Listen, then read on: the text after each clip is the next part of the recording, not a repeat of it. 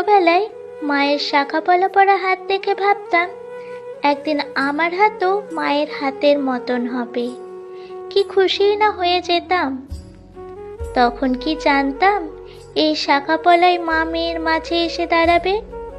কোনো কিছুই মায়ের মতো নেই আর, শুধু আমার এই দুই হাতখানেই আছে আমার কাছে মায়ের মতো দেখতে।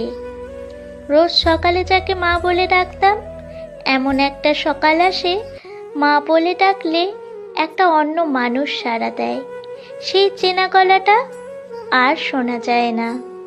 সেই জানলা দিয়ে রোজ আকাশ দেখতাম, সেই জানলাটা বদলে যায়।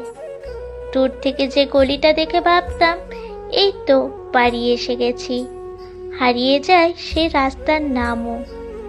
কত কিছুই না রেখে এসেছি যত্নে, স্নান করার মগ, হরলিক্সের গ্লাস, জমানো কলম, ছোটবেলার গল্পের বই, মাথায় চুল নেই সেই পুতুলটা, ভাঙা কাচের চুড়ি, কানের দুল, আরও কত কি।